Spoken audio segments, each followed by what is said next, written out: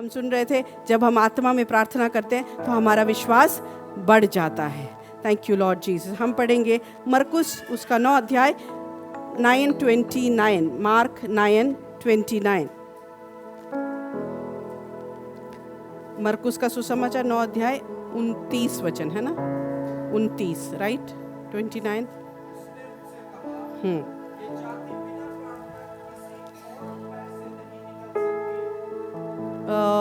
यह जाति बिना प्रार्थना किसी और उपाय से नहीं निकल सकती। ये हिंदी में है, इंग्लिश में पढ़ोगे अबिन? इंग्लिश में ध्यान से सुनते रहना, बहुत की पॉइंट्स में बता रही हूँ इंग्लिश में। And he said unto them, this kind can come forth by nothing but by prayer and fasting। ये जाति हिंदी में पूरा नहीं लिखा, उपवास नहीं लिखा है, सिर्फ प्रार्थना लिखा है, ठीक है। ये जाति उपवास और प्रार्थना के बिना नहीं जाती है। अब ये कौन सी जाति है, कोई बता सकते हैं? किसके बारे में प्रभु बोल रहे थे? दुष्ट आत्मा के बारे में बोल रहे थे। और कोई बताओ किसके बारे में बोल रहे थे? कोई और बोल सकते? मतलब जोर से बोलो। अविश्वास। 100 पॉइंट्स आपके लिए। हालेलुया। यह जाति का मतलब ये दुष्ट आत्मा नहीं। प्रूव करती हूं मैं आपको। आज बहुत सारे लोग विश्वासी गोले के अंदर ऐसे हैं, 21 दिन का उपवास खत्म होते, फिर 40 दिन का उपवास, फिर वो खत्म होते, फिर 7 दिन का उपवास, पूरे साल उपवास, 2-4 दिन खाना खाएंगे, बाकी सब उपवास उपवास उपवास उपवास उपवास। मैं ऐसे लोगों को जानती हूँ जो निरंतर उपवास में रहते हैं, एक भी दुष्ट आत्मा आज तक नहीं निकाला।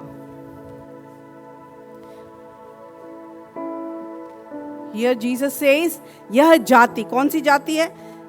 23 वचन पढ़ो बेटा, 23, 9 का 23।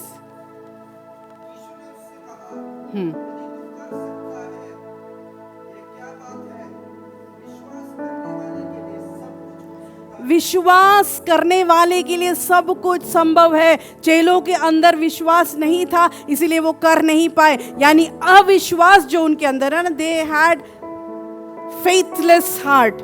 जो अविश्वास उनके अंदर है, वो अविश्वास, वो जाति उपवास और प्रार्थना के बिना नहीं निकलेगी। Hallelujah, hallelujah, hallelujah. So it's not the demons, दुष्ट आत्माएं नहीं है। अविश्वास की आत्मा, अविश्वास का स्वभाव, अविश्वास के विचार, अविश्वास के शब्द उपवास और प्रार्थना के बिना नहीं छोड़ के जाएगी। और उपवास क्या है? उपवास परमेश्वर के साथ वास करना, परमेश्वर के साथ रहना। हालेलुया। उपवास वो नहीं है कि जो आप खाना छोड़ दिए और पूरे दिन बर्तन मांज रहे हैं, कपड़े धो रहे, सब कर रहे, फिर कह रहे 1 घंटा भी प्रार्थना में बैठ जाता हूँ। No no no no no no. उपवास means staying with God. You stay with God. You stay with God. You stay with God. You walk with God. You talk with God. You sleep with God. You eat with God. उसके लिए जो रुकावट है वो सब छोड़ दो। प्रभु के साथ रहने के लिए क्या क्या रुकावट है? क्या मैं प्रभु के साथ सो पा रहा हूँ? प्रभु के साथ जाग पा रहा हूँ? प्रभु के ऐसा हो सकता है। Yes, it is possible. आप प्रभु के साथ रह सकते हो, आप प्रभु के साथ चल सकते हो, आप प्रभु के साथ ऑटो में चढ़ सकते हो, आप प्रभु के साथ बस में चढ़ सकते हो, आप प्रभु के साथ मेट्रो में चढ़ सकते हो। Hallelujah, thank you Lord Jesus. So when you fast and pray, जब आप उपवास में रहते हैं यानी प्रभु के साथ वास करते हैं। मुझे पता है मैंने बहुत समय तक खाना छोड़ के अपने शरीर खराब किया,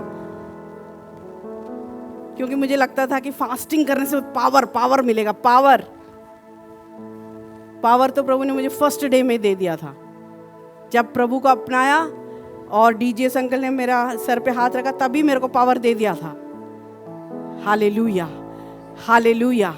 सो एक दिन जब मैं 30 साल की उम्र की थी, प्रभु ने मुझसे कहा बंद करिए।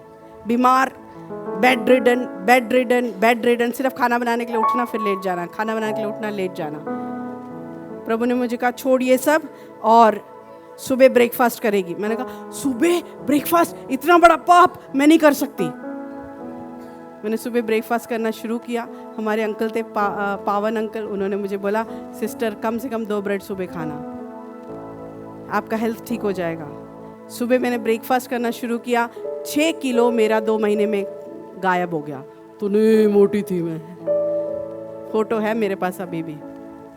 6 किलो मेरा गायब हो गया। That was in the natural realm. लेकिन आत्मिक क्षेत्र में मैंने देखा परमेश्वर की आवाज़ में ज़्यादा स्पष्ट सुनने लगी, क्योंकि बात माना तो मैं उनके साथ वास करने लगी, उनके साथ वास करने लगी तो मेरे दरवाजे खुलते चले गए। Hallelujah, hallelujah. उस दिन प्रभु ने मुझे समझाया, बेटा खाना छोड़ने में नहीं, मेरी बात मान के मेरे साथ वास करने में तेरी उन्नति। इसका मतलब फास्टिंग मत करो, मैं नहीं कह रही, आप ज़रूर फास्टिंग करो, हफ्ते में 1 दिन कम से कम आप खाना छोड़ो। कुछ नहीं होगा तो आपका शरीर रीबिल्ड हो जाएगा, मतलब जो सेल्स डेड हो रहे हैं वो सेल्स फिर से रीजुविनेट होने लगेंगे। हालेलुया।